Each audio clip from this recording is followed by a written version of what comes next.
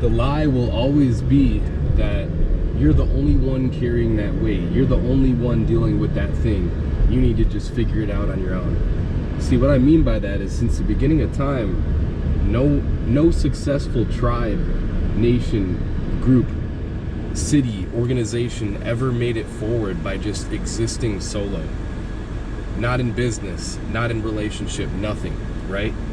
The future is in relationship and leaning together. There's no way that you can possibly do it alone. So why would that apply to anything right now, even in this society where things seem really comfortable and like you can have access to anything that can make you happy or deal with things just from the luxury of your home and technology in front of you. Everything can be brought to you, right? Even look at it from a sense of God. God created us in relationship to connect, to be together.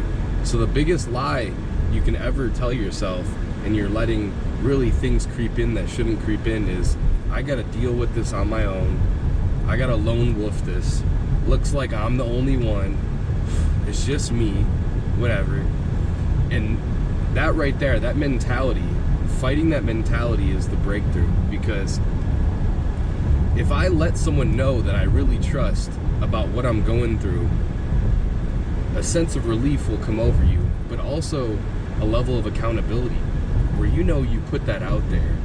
And it was hard to put it out there because you didn't want to talk about it. Oh, you might have thought it was a weakness. No, it was actually something that needed to be discussed, something that needed to be brought to light, something that you dealt with, handled, processed, and then followed through with.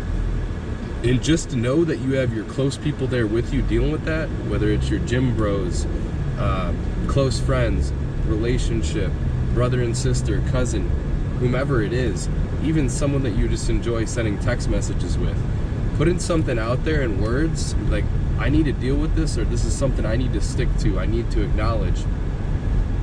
It's something that brings a lot of relief. Even doing it in prayer.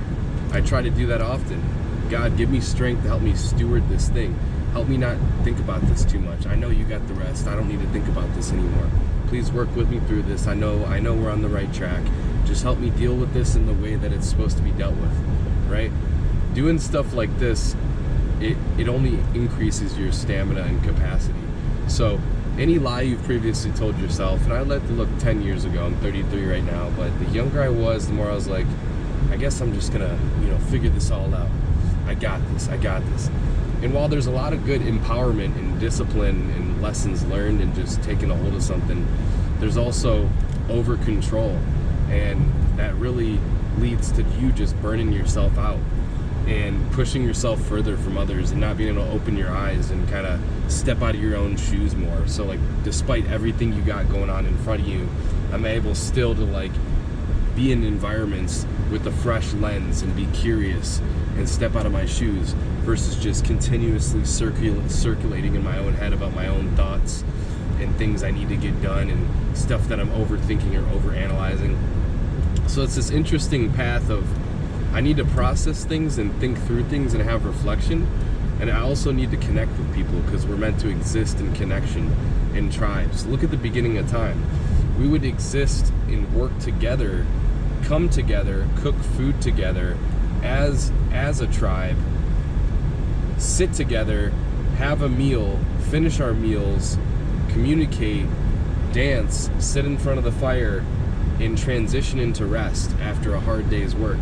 So how does that apply today to someone when you're trying to live in a different alignment where you're just going to work, just focus on you, shutting down, no communication, staying as quiet as you possibly can be, and then moving on, going and do your thing, getting home, sitting alone, no conversation, day's over. No, we weren't meant to have meals alone together. Meals alone. We weren't meant to do all these different things alone. So it could be a push of a barrier or the comfort zone. I'm not saying we can't be more introverted, dominant, but let's lean in. Let's make this a stage where we lean in, and you will see the benefits. That's how we're meant to exist, and it's been like that since the beginning of time. We can't forget about our human nature. As much as we think we got this, you can't do it alone. Never once. Look at any successful business owner that thought they could do it alone. They have to delegate. They have to work with other people and trust other people's skill sets and decision making. It applies to relationship. It applies to all different categories. So I want to hear from you. What are some stages where you thought you could do it alone, and did you break those barriers, or what were the lessons you learned from that? All right, love you guys.